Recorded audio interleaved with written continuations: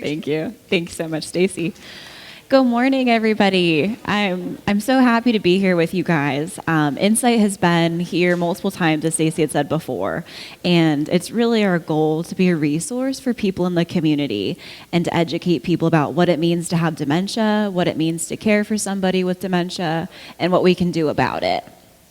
So today I'm going to talk to you about what's the difference between aging naturally and normally, quote unquote, and where does the difference lie between having dementia? Because I think all of us unfortunately have at least seen or experienced a family member who's gone through dementia or Alzheimer's, and we fear that that's our fate as well. And it's not necessarily the case, but there are things that we can do to help prevent that. There's been a lot of research that's been done, and I'm here to talk a little bit about that, but mostly kind of clarify what is dementia, what can you do about it, and how do you help care for somebody who has dementia.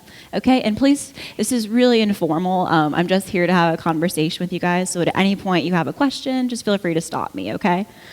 All right, so we'll get ready to go.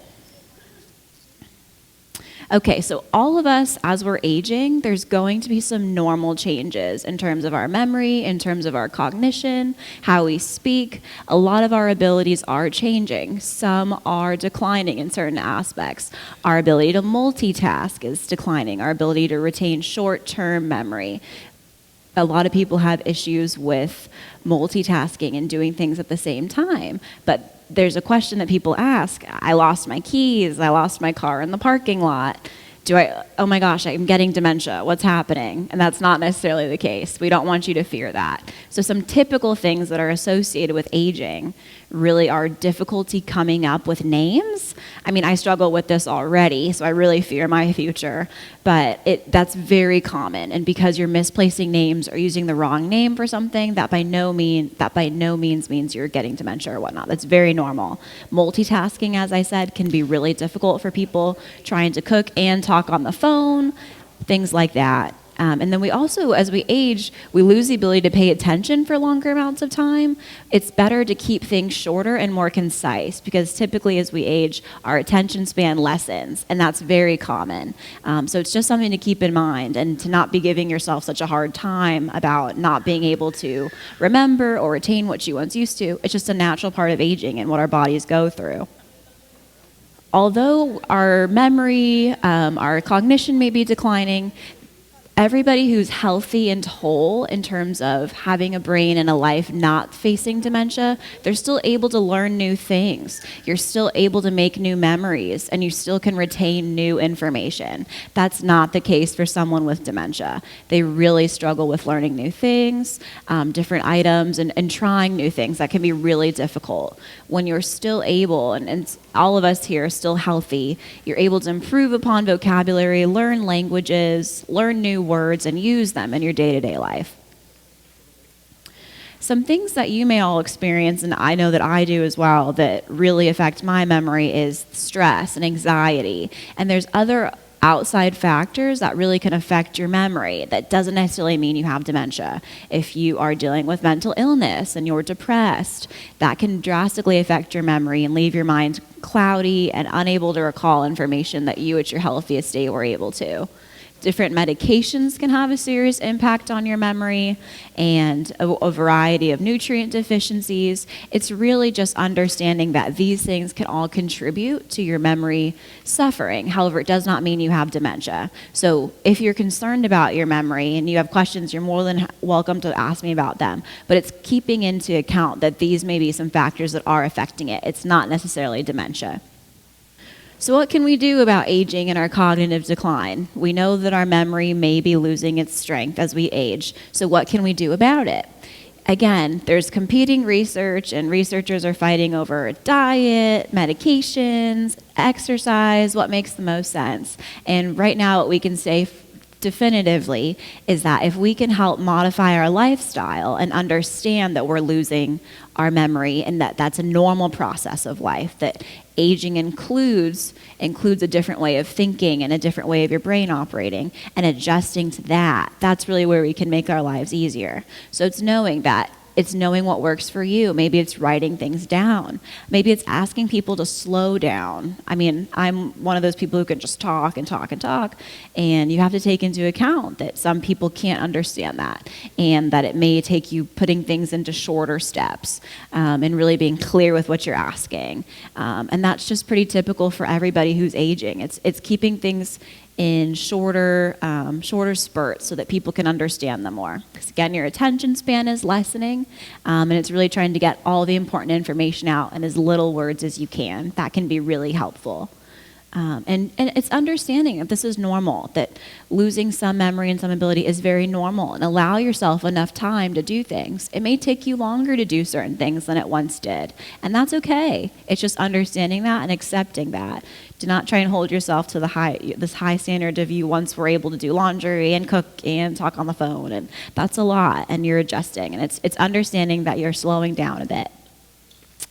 And for me personally, I ask for things in writing a lot of the time because I know that I may forget. And as we age as well, it's figuring out what works for you. Is it asking people to slow down? Is it asking for them to write things down? Is it you writing things down in a list? It's figuring out how to adapt and make your life easier and understand that this is normal, a normal part of life. So how we age is drastically different for everybody, and there's 3 real important factors that go into aging. There's your genes, the genetics that you get from your family that are hereditary. There's the environment within your life that you immerse yourself within, and there's your lifestyle. Your lifestyle is the main aspect that you can control and that can have an impact on your memory, your overall health and well-being. So that's what I'm going to talk about a little bit in the next couple of slides. And lifestyle includes everything between your daily routine, who you're spending your time with, how social are you, what are you eating, are you visiting the doctor? It includes all of that. So we'll talk a little bit about that. So what can you do to protect your brain? That's what we want to know. The biggest thing is to really be in touch with your doctor. It's making sure that you're getting your health screenings, you're getting your blood work done as you're aging so you can stay on top of it and you can plan ahead. It's really trying to be as active as possible, learning new things, immersing yourself in new hobbies and staying busy and not isolating yourself, but being in a place just like this where you get to be around people. I mean, this is wonderful that you guys can all come and be together because that's hugely important. And really, it's connecting with family, friends, and communities. It's not isolating yourself. It's keeping and maintaining those relationships. That's what's really important. I'm going to talk a little bit about socialization and dementia a little later, but people often discount that socialization is a cognitive skill that we have, and it's something that we take for granted a lot of the time. And as we age, it's often easier to be isolated, and it's making an effort to stay social. That's what's really important. So at Insight, when we meet families who are suffering dementia, who just have a new diagnosis, or they're concerned about their memory, we say stay on top of your doctor visits, get your health screenings. If you have chronic illnesses like diabetes or high blood pressure, make sure that you're monitoring those and using the proper diet to stay on top of it. And we're here as a resource for all of you and the community. We're not a group of physicians, but we do have a wide network of people that we do work with who can help advise you as well. But it's really working with your healthcare providers to stay on top of your health and not letting things get too out of control. And limiting your risk factors. It's limiting smoking. It's limiting your intake of alcohol and sugar and sweets. And it's really making sure that you're doing the best thing you can for your health, and that's staying on top of it. That's taking your medications as advised and visiting your doctor when you can. Diet is probably the most researched topic currently in terms of dementia and memory. People are really seeing the fact that different ethnicities around the world are having different rates of dementia in their community, and they're associating some of that with diet. And so I'm going to talk a little bit about the Mediterranean diet and why it's advised by doctors in terms of preventing memory loss and in terms of trying to build memory for those who are experiencing memory loss. So the Mediterranean diet is really encompassed by two things. It's the fact that you're eating this group of foods, but it's also that you're staying physically active. People in the Mediterranean region typically are very active people who are out during the evenings rather than watching TV. They're dancing, they're out walking, they're socializing, they're busy. But a staple in the Mediterranean diet is a lot of leafy greens and vegetables. It's a lot of fresh fish and seafood, and then limited dairy products and limited meats. They eat a wide variety of seafood. They drink a lot of water. They do drink alcohol, but again, the biggest aspect is that they do get so many nutrients from all the different foods they eat. The Mediterranean diet is full of vitamins because it's full of seafood with omega-3s and omega-6s and special essential oils. It's very nutrient dense, and that's why neurologists and doctors often recommend the Mediterranean diet for people outside of memory loss because it is so good for you. And that's what the research has shown, that it can benefit your memory and it can strengthen your mind. And then as a rule of thumb, we do avoid excess alcohol because alcohol can have an impaired effect on brain health. Even if we're not experiencing memory loss, your speech may suffer, your cognition may slow down, your memory may be fuzzy because of alcohol, and then alcohol also can affect your balance as well. And so people with dementia who are experiencing Alzheimer's, many people only think of memory loss, but also what can come with dementia is physical limitations as well. So people who have dementia often have issues walking alone or balancing all right, and they may need assistance with walkers or wheelchairs. And so alcohol can have effect on your balance as well. So we don't really recommend using excessive alcohol if you're concerned about your memory or you have dementia. And pretty much the most universally agreed upon benefit in lifestyle that doctors can agree on is physical activity. Staying active is one of the most important things you can do for your brain health. And a lot of people don't make that association right away because we've heard it's good for your heart, we've heard it's good for your body, but how is it good for your mind? And the idea is that physical activity actually can help improve blood flow to your brain, so your brain remains active and it's able to communicate better if you have increased blood flow. And when people often suffer from strokes or from brain injuries, they're experiencing decreased blood flow to the brain. So the less blood flow in the brain, the more likely it is that you're going to suffer from some form of atrophy or lessening of ability in your brain. So we really do encourage exercise because, one, it's good for your heart, but it's also really good in terms of maintaining brain health too. And as we talked about, when you're experiencing aging or dementia, physical limitations come too. So being active and staying on top of physical activity can help prevent some of the decline that comes with the normal part of aging. So you may still experience trouble with balance, but if you're getting out and walking and practicing that every day, it may help slow down that ability. And so what we recommend for all of our participants who come to the center is that they get 150 minutes of exercise each week. That's a little over 20 minutes of exercise a day, and it can be as simple as starting a walk. That's really, really important because, again, we talked about getting that blood flow to the brain and really remaining physically active, maintaining your balance. It helps decrease your risk of falls, too. Because as we get older, as we said, we lose some of our balance, we lose some of our ability that we once had, and it's really important to practice that. And we want to make sure you're doing it safely. So obviously, make sure that you're not going overboard with exercise, but do figure out something that you can do for yourself physically, whether it's as simple as taking a walk or joining a class or doing an at-home exercise. It's really staying on top of your physicality that can really benefit you long term. Sleep is really important for the brain, and inadequate sleep can actually result in problems with memory and thinking. I know for a fact that I have not slept. My brain does not work like it's used to. And when you're experiencing sleep deprivation for many nights on end, it can sincerely affect your ability to function and your ability with speech and memory. It just feels very cloudy, and it can feel like you're suffering from memory loss, when really you simply need to be getting more sleep. And I know a lot of mental illness like anxiety or depression can impact your ability to sleep. And so it's really making sure your doctor is aware of that too, so that they can help mitigate that and help you get the help that you really need if sleep is an issue. So we talked about keeping your body active, but how are you keeping your mind active? Everybody's telling us to exercise and get outdoors and walk and all of that, but what are we doing for our brains? You and I are doing it right now. You're listening to me speak. I'm talking to you. That's exercising our brains. But in our off time, what can we be doing to strengthen our brains? And that's learning new things. You guys are doing it right now, but it's learning from somebody else's experiencing, learning new words, using new words and sentences, taking a new class, or maybe it's doing crosswords or word searches. It's something that you can adopt really easily in your routine. It's just taking that small step of saying, hey, today I'm going to learn this new word, or I'm going to try this crossword puzzle. And something that we talked about earlier too was the importance of socialization. But socializing with people is a skill too, and it's something that takes a lot of brain power. So you guys are doing it, talking to people, being out in a crowd. That's really important for your mind. It strengthens your ability to relate to people and hold new conversations. And it's from people that we learn new things. And that's, again, something really important to keep your mind active.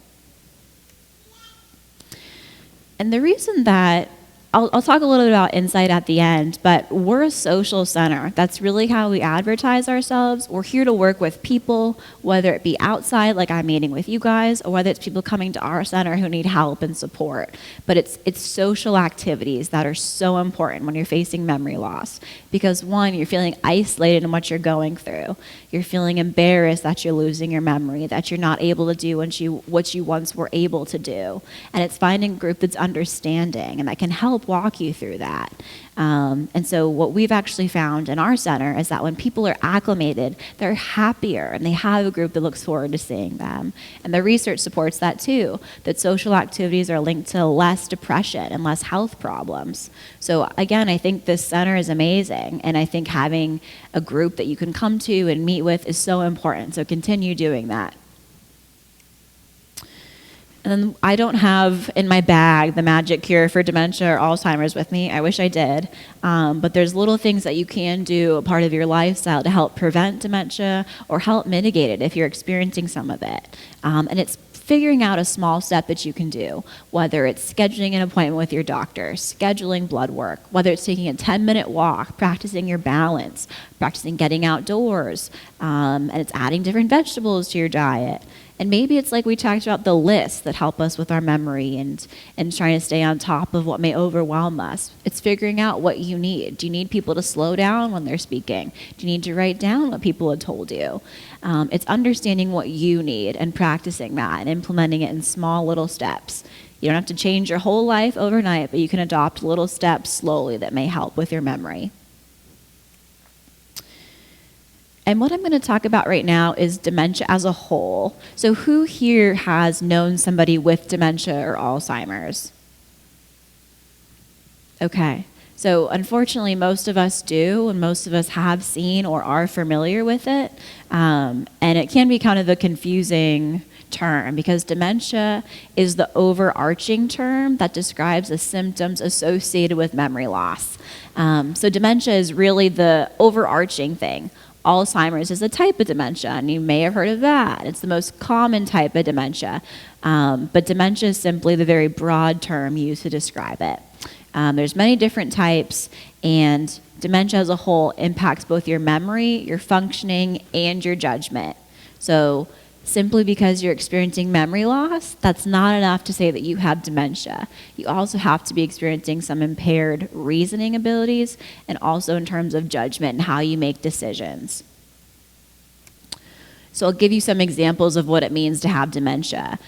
So your memory loss has to affect your daily life. It has to affect your routine and how you operate. The fact that in the morning, someone with dementia may not even know where they are when they wake up, and that affects their daily routine. Me forgetting your name, for example, doesn't affect my whole day, but simply, oh my gosh, what's her name? I need to remember that. That doesn't affect my whole life. Dementia does. It drastically affects your routine and how you think. You're going to experience challenges in planning or solving problems when you have dementia. You may realize, you may think, my son, he's at school, I forgot to pick him up. But you can't possibly reason what you would need to do to resolve that problem. You can't do that on your own. You need to ask somebody else for help. That's a sign of dementia. And it's really having difficulty with tasks that were once easy for you.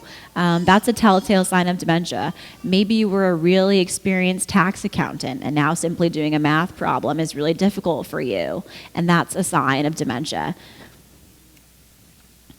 Confusion with time or place, not knowing where you are or who you are even, that's a telltale sign. It's the fact that you could be in your house with your family and think that you're in a different country than you are, because in your mind, your reality is 20 years ago, and you may not be able to immerse yourself in what's going on currently. That is a telltale sign. There's also issues understanding visual images and spatial relationships. So what that means is you're just not able to judge the distance of things so well. So somebody with dementia may try and sit in this chair right here like this, because they can't judge where the chair is in relation to them. So that's something that's common as well. And then what we really do see, unfortunately, a lot of times, is that people have issues with language and speaking, and so they may suffer from word loss, where they may be going, can you get me some more, that sort of idea. You can't find the word for tea, but you know what you mean. You want to be able to say it, but you can't think of the right word to use with it. And language loss looks different on everybody. Some people, it's issues with finding the right word, or some people, they can't put words in the right order, so it may sound really garbled or mixed up when they're talking.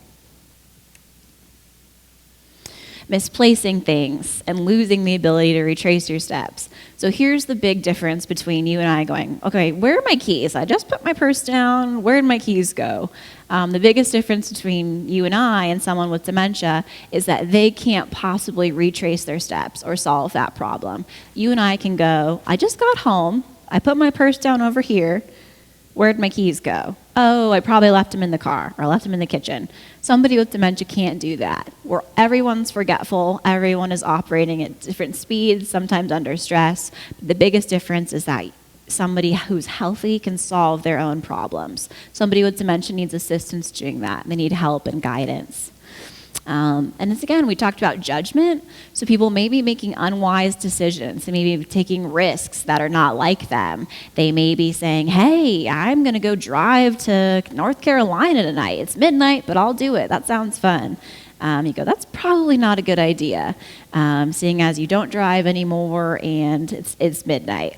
So you may see some difference in reasoning or making decisions that may be considered unlike them, or just not wise or sound decisions.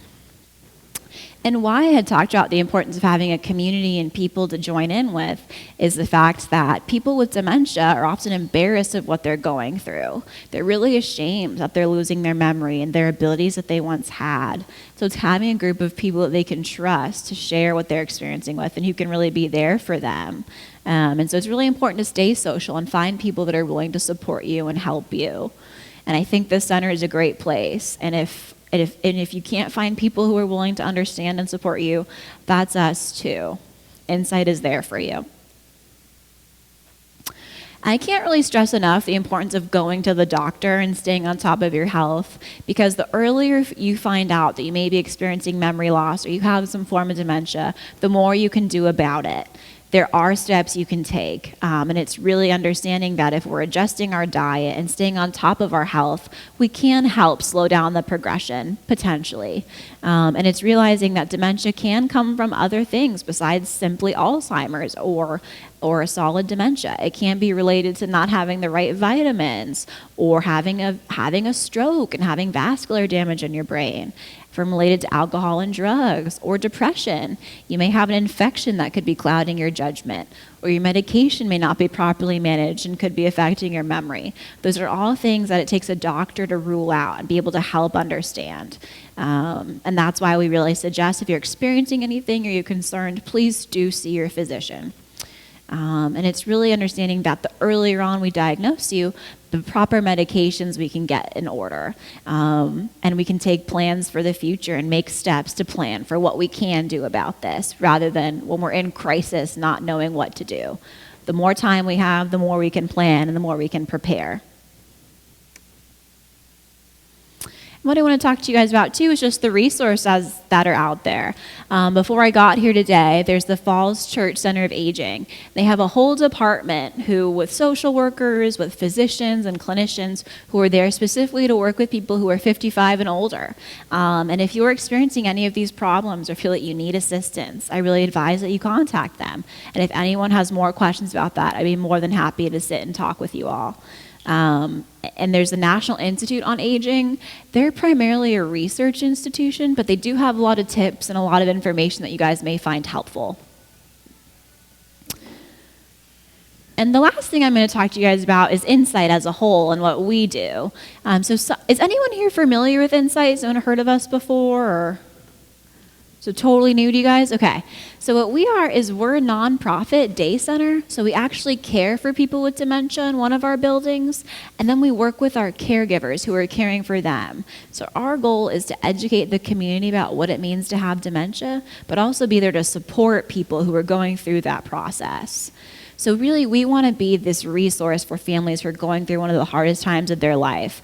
They're realizing their spouse, their mother, their husband has dementia, and what do? So we help walk them through that. We set them up with the right physicians, we set them up with the right social workers, we make sure their home is safe, and then we can care for somebody with dementia during the day. And then we can also educate their caregivers and support them with support groups, classes, all of that. So we're really meant to be the one-stop shop for dementia. We just want to help walk people through that process and be a resource for them.